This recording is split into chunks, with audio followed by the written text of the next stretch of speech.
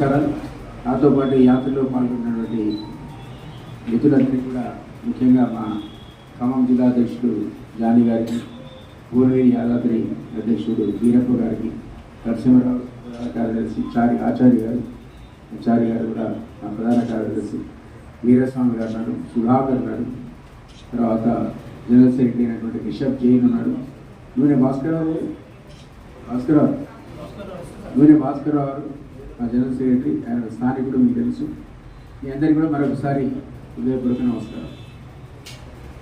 ఈ రాష్ట్రీయ లోక్దల్ మీ జ్ఞాపకం ఉంటే 2012 నుంచి 14 దాకా ఈ పార్టీ నడిపినట్టు. ఆ టైంలో అజిత్ సింగ్ గారు ఉండే నేషనల్ ప్రెసిడెంట్. ఇప్పుడు ఆయన కుమారుడు అయినటువంటి చరణ్ సింగ్ గారి మనవడైనటువంటి జయంత్ సింగ్ గారు మన నేషనల్ ప్రెసిడెంట్. ఈ పార్టీ 2014లో 20 మందికి బీఫారం ఇచ్చింది. ఏది మన ఎమ్మెల్యేలో పోటీ కాదు. మీరు జ్ఞాపకుంటే కార్పొరేషన్లో పోటీ చేసి మేము అక్కడ కొత్తగూడెంలో మా బీఫామ్తో ఒక కార్పొరేటర్ గెలిపించుకున్నాం, 3 సర్పంచ్ గెలిపించుకున్నాం. ఆ తర్వాత 20 మంది ఎమ్మెల్యే 2014 వచ్చినాక ఎస్సీ ఎస్టీ బీసీలకు 100% సీట్లు ఇచ్చినాం. 100%, ఒక్క ఓసీ కూడా. అట్లా మాకున్నటువంటి కమిట్మెంట్ గురించి చెప్తున్నాను. ఈ పార్టీకి ఉన్నటువంటి కమిట్మెంట్ ఇది ఎస్సీ ఎస్టీ బీసీల పార్టీ. సో తెలంగాణ వచ్చినాక కొద్దిగా స్తబ్దత కూడా, ఎందుకంటే ఆశించిన తెలంగాణ, పోరాడిన తెలంగాణ వచ్చింది కాబట్టి ఇక మన కళ సాకారమైంది. ఇది ఒక సామాజిక తెలంగాణ అయితేని మేమందరం కూడా ఆశపడ్డాం ఉద్యమకారులు.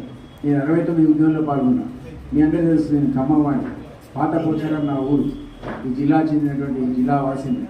సో ఒక ఫారెస్ట్ ఆఫీసర్గా డిఎఫ్ఓ స్థాయి ఉద్యోగానికి రాజీనామా చేసి తెలంగాణ ఉద్యమంలో పోయినాను. ఆ రోజులో అదొక పెద్ద న్యూస్. అది ఎందుకంటే ఉద్యోగం రావడం కష్టంగా దేవుడు డిఎఫ్ఓ స్థాయి ఉద్యోగానికి కోరుకునే వాళ్ళు ఎవరు అప్పట్లో లేదు. అట్లా ఉద్యమంలో చేయడం. మేము 69 ఉద్యమంలో ఒకరోజు జైలు పోయాం. మలిదశ ఉద్యమంలో 17 సార్లు జైలుగా. ఇప్పుడు కూడా ఫ్రంట్ రోడ్లోనే ఉండి ఉద్యమంలో ఉన్నాం తప్ప మేము వెనకడుగు వేయలేం. అట్లాంటి నేపథ్యం ఉంది కాబట్టి ఈ సాధించిన తెలంగాణ ఒక సామాజిక తెలంగాణ కాకపోవడం అనేది నాకు చాలా బాధ కలిగింది. అందుకనే మళ్ళీ నేను ఆర్ఎండి పార్టీని రివైవ్ చేసిన 3 నెలల కింద ఈ కార్యక్రమాలు స్టార్ట్ చేసి ఇందులో ఒక భాగంగా ఎస్సీ ఎస్టీ బీసీలు 85 to 90% ఉన్నారు.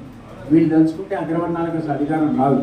వీళ్ళు ఐకమత్య లేకపోవడం వల్ల కరెక్ట్ ఎలక్షన్స్ రాగానే వాళ్ళు పెద్ద పెద్ద పొలిటికల్ పార్టీస్ అన్నీ కూడా అయితేనేమో నోటు ద్వారా లేకపోతే మద్యం ద్వారా ఆకట్టుకొని వాళ్ళ ఓట్లను చీల్చి వాళ్ళని కూడా చీల్చి అధికారులకు వాళ్ళే వస్తున్నారు సంపన్నులు కాబట్టి. దీనికి అడ్డుకట్ట వేయాలంటే చైతన్యం అవసరం. అందుకని మేము సామాజిక చైతన్య రథయాత్ర పేరు మీద మహబూబ్నగర్ ఉమ్మడి జిల్లాలో ఉన్నటువంటి అన్ని జిల్లాలు కవర్ చేసి ఇప్పుడు ఖమ్మంలో నేను వాళ్ళ అడుగుపెట్టాను. ఇక్కడి నుంచి మేము సత్తుపల్లి, అశ్రావుపేట్, కొత్తగూడెం, విల్లర్ ఇవన్నీ కూడా కవర్ చేసుకుంటూ వరంగల్ జిల్లా కూడా వెళ్తాం. ప్రస్తుతానికి మొదటి ఫేజ్ నాది. ఇక్కడ ఈ సౌత్ తెలంగాణ కవర్ చేస్తున్నా. సెకండ్ ఫేజ్ మళ్ళీ మా కవిత కాడ పోయిందట చూసుకొని ఆ తర్వాత నడిపోతాం సెకండ్ ఫేజ్కి. సో ఈ సందర్భంగా నేను మీ ద్వారా ఎస్సీ ఎస్టీ బీసీఎస్ వాళ్ళకి చెప్పేదంటే, మా పార్టీ ఒక political party, recognise registered national party. ఒక సింబల్ బోర్ పంప్ ఉంది. మీరు అన్ని పార్టీల్లో మీరు ట్రై చేసుకోండి. మీకు సీట్ రాకపోతే మేము ఇస్తాం బీఫారాలు. ఉత్తర బీఫారాలే కాదు, వాల్ రైటింగ్ మేమే చేస్తాం. మీకు కావాల్సిన ఖర్చు, వాల్ పోస్టులకి, కరపత్రాలకి అన్నిటికి మేమే ఇస్తాం. నువ్వు వచ్చి ఊళ్ళో అందరికీ దండం పెట్టి గెలిచే ప్రయత్నం చేయి.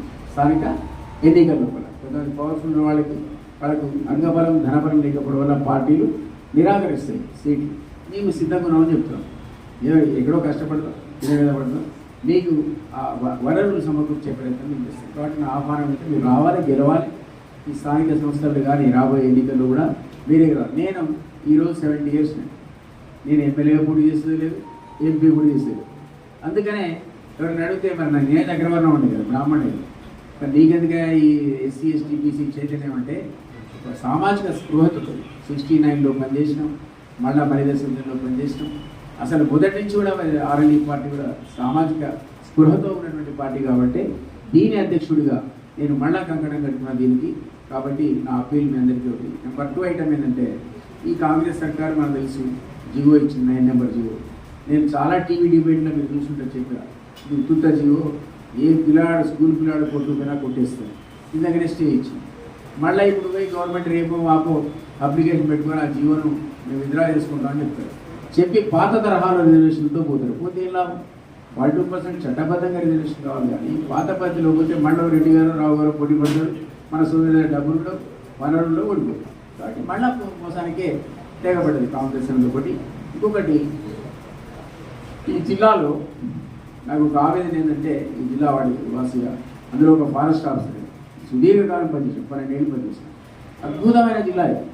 పర్యావరణ పరంగా ఖమ్మం అనేది నెంబర్ 1 ఫారెస్ట్ కవర్లో 55% ఉండే ఫారెస్ట్ కవర్. అట్లాంటిది సింగరేణి విధ్వంసం, ఓపెన్ కాస్ట్ విధ్వంసం వల్ల దాదాపుగా ఎడారిగా మారింది. సింగరేణి ప్రాంతంలో ఇల్లందు కావచ్చు, మలుగురు కావచ్చు, సత్తుపల్లి కావచ్చు, మీరు నేను నిలవలేదుగా నేను ఇవాళ కొత్తగా మాడుతుండొచ్చు. కానీ మీ అందరికీ తెలుసు ఎంత విధ్వంసానికి గురై మంచి నీళ్ళు తాగడానికి కూడా ఇబ్బంది పడే పరిస్థితి. ఆ సింగరేణి ఎవరు విధ్వంచడానికి, ఎవరి లాభాలకు ఆ లాభాలు వాళ్ళు పంచుకుంటారట. ఒక సైలెన్స్ మెయింటైన్ దయచేసి. ఈ సింగరేణి అనేది లాభాల బాట పడితే ఆ లాభాలు చెందాల్సింది ఎవరికి? కార్మికులు. నేను ఈరోజు డిమాండ్ చేస్తున్న సింగరేణిలో బోనస్ కాదు ఇవ్వాల్సింది, షేర్ హోల్డర్ చేయాలి కార్మికుడిని. నా డిమాండ్ షేర్ హోల్డర్ చేయాలి. తర్వాత సింగరేణి ఓపెన్ క్యాష్ బంద్ చేయాలి. లాభాలు ఎవడికి పోయి లాభాలు? ఆ లాభాలు ప్రజలకు ఇస్తున్నావా, కార్మికులకు ఇస్తున్నావా?